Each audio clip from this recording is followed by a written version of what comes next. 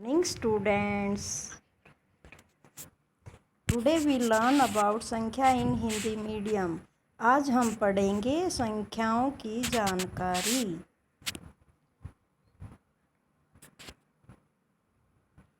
सबसे पहले हम पढ़ेंगे प्राकृत संख्या.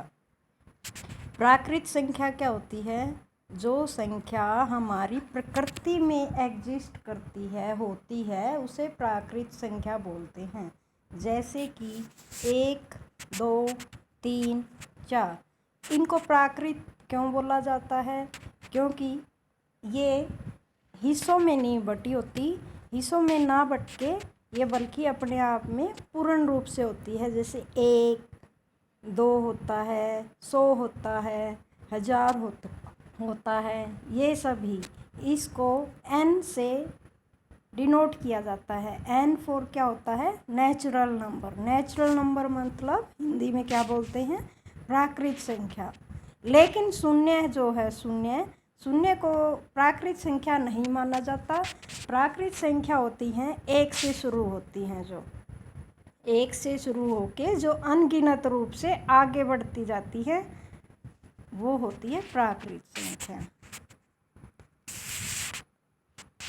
फिर आती है हमारी पूर्ण संख्याएं. पूर्ण संख्याएं क्या होती हैं? यदि प्राकृत संख्याओं में शून्य को शामिल कर लें तो वो सारी क्या कहलाएंगी? पूर्ण संख्याएं. जैसे कि 0, 1, 2, 3, 4, 5 एटसेट्रा. ये सभी ये आगे बढ़ती जाती हैं. और सबसे बड़ी पूर्ण संख्या को बताना पॉसिबल नहीं है. हम नहीं बता सकते कि सबसे बड़ी पूर्ण संख्या कौन सी है. और पूर्ण संख्याओं को हम प्रदर्शित करते हैं W से. W मतलब होता है होल नंबर. फिर आता है हमारा पूर्णांक संख्याएं. पूर्णांक संख्याओं में हमारे क्या होता है? ऋणात्मक संख्याएं. ऋणात्मक मतलब क्या होता है कि जो घटा वाली संख्याएं हैं वो भी अगर हम शामिल कर लें पूर्ण संख्याओं में तो वो पूर्णांक कहलाएंगी.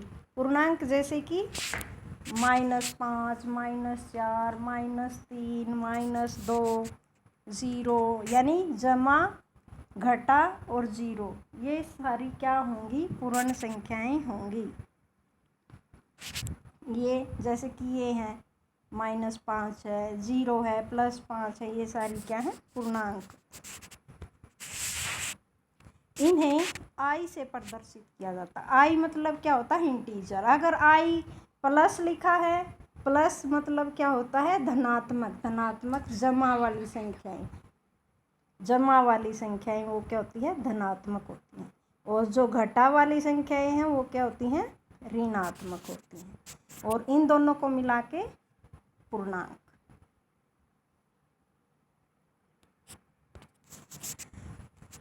अब होता है कि शून्य ना तो धनात्मक होती है और न ही ऋणात्मक. यानी शून्य के आगे हम ना तो प्लस का साइन लगाएंगे और ना ही माइनस के. ये अपने आप में एक पूर्ण संख्या होती है. इसको ना तो हम धनात्मक बोलते हैं और ना ही ऋणात्मक. फिर आता है हमारा सम संख्याएं. वे संख्याएं जो 2 से पूर्णतः विभाजित हो जाती है वो कौन सी संख्याएं कहलाती हैं? सम संख्याएं. जैसे कि 2 होता है, 4, 6, 8, 10. क्योंकि ये सारी जो हैं 2 से भाग हो जाती है ना. 2 से भाग होने वाली संख्याएं क्या होती हैं? हमारी सम संख्याएं होती हैं. ठीक है बच्चे. फिर आता है हमारा विषम संख्याएं. वे संख्याएं जो 2 से भाग नहीं होती विषम संख्याएं कहलाती हैं. जो जैसे कि 1 होता है, 1 2 से भाग नहीं कर सकते. 3 है, 3 को भी 2 से भाग नहीं कर सकते. 5, 7, 17, 21. ये सारी क्या होती है? विषम संख्याएं. कौन सी होती विषम संख्याएं? जो 2 से भाग नहीं होती वे कहलाती हैं हमारी विषम संख्याएं. फिर आता है भाज्य संख्याएं.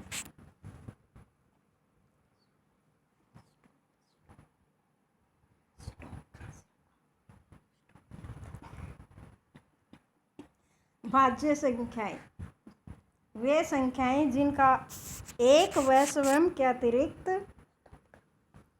कम से कम एक और गुणनखंड होता है, भाज्य संख्याएं कहलाती हैं। यानी कि भाज्य संख्याएं वे होगी जो मतलब किसी एक से, स्वयं से और अन्य और संख्याओं से भाग हो जाती हो, वे होती हैं हमारी भाज्य संख्याएं। भाज्य संख्याएं जैसे कि 4 है, सबसे छोटी भाज्य संख्या कौन सी है? 4 है। फिर 12, 16, 21 है। जैसे 21 जो होती है भाज्य संख्या क्यों है? क्योंकि ये 1 से भाग हो जाती है, 3 से भाग हो जाती है, 7 से भाग हो जाती है, 21 से भाग हो जाती है। यानी एक और खुद को छोड़ के भी इसके अन्य और गुणनखंड हैं, इसलिए ये क्या है? भाज्य संख्याएं। फिर आता है परिमेय संख्याएं। वे संख्याएं जिन्हें p/q रूप में दर्शाया जा सकता है परिमेय संख्या कहलाती है। जैसे 3/5, 7/9। यानी कि जिसको हम बटे के रूप में लिखते हैं वो होती हैं परिमेय संख्याएं।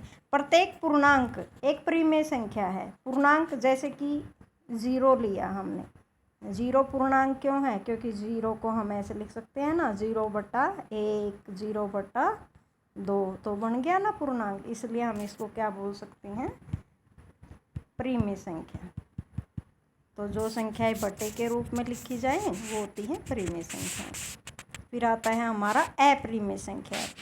अपरिमेय संख्याएं आएंगी हमारी 9th वाली सिलेबस में है, ये 8वीं तक के सिलेबस में नहीं है, फिर भी जानकारी के लिए पता होना चाहिए। वे संख्याएं जिन्हें p/q के रूप में व्यक्त नहीं किया जा सके अपरिमेय संख्या होती है। जैसे कि पाई होती है, पाई जैसे होता है हमारा, पाई का मान कितना होता है?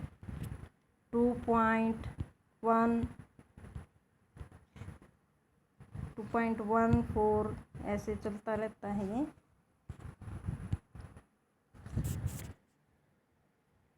टू 2.14 आगे चलती जाती है, इसकी वैल्यू कभी ख़त्म नहीं होती, इसलिए ये क्या होगा? एक अपरिमेय संख्या होगी।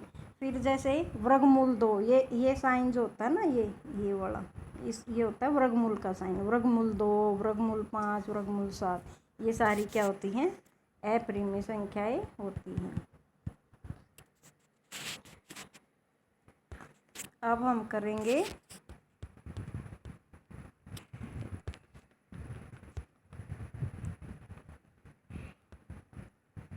वास्तविक संख्याएं। वास्तविक संख्याएं क्या होती हैं? परिमेय और अपरिमेय दोनों को अगर मिला दे ना तो वो क्या बन जाती है? हमारी वास्तविक संख्याएं। जैसे कि पाई होती, पाई अपरिमेय है। 22/7 है, 22/7 को हम परिमेय बोलेंगे, ये अपरिमेय होगी। यानी इन सब का जो मिक्सचर होगा वो होता है वास्तविक। वास्तविक को किससे डिनोट करते हैं? आर से। आर मतलब क्या होता है? Real number. क्या होता है? रियल नंबर्स, यानी वास्तविक संख्याएं। अब इनमें हमें ये फार्मूले हैं कुछ, ये लिखना है कि n तक की प्राकृत संख्याओं का योग का क्या फार्मूला है? n इंटू, इसको क्या बोलेंगे? Into n into n+1/2। इसको हम अपने उसमें ऐसे भी लिख सकते हैं, n इंटू n+1, और इसके बटे क्या लिख देंगे? तो ऐसे लिख लेना। फिर है लगातार n तक की प्राकृत संख्याओं के वर्गों का अगर योग करना है तो n into n+1 into 2n+1/6। लगातार n तक की प्राकृत संख्याओं के घनों का योग करना है तो n इंटू n+1/2, और सारे की घात क्या लिखी हुई है? ये 2। और n संख्याओं का योग निकालना है तो n+1 कर देंगे, और n विषम संख्याओं का योग करना है तो n² है, ये n की घात 2 ऐसे लिखेंगे। ठीक है। अब हमारे कुछ क्वेश्चन हैं संख्याओं से रिलेटेड, वो आप सभी को सोल्व करने हैं कॉपी में, और सोल्व करके हमें भेजने हैं जितने भी ये क्वेश्चन हैं। जैसे कि फर्स्ट क्वेश्चन है, निम्न में से कौन सी संख्या है भाज्य संख्या है, वो बतानी है छठ की। किसी संख्या को 357 से भाग देने पर शेषफल 39 आता है, तो उस संख्या को 17 से भाग देने पर शेषफल क्या आएगा वो बताना है। अगली ये क्वेश्चन ये ट्राई करने हैं तुमने। चलो आज के लिए इतना ही। थैंक यू स्टूडेंट्स, और ये सोल्व कर लो।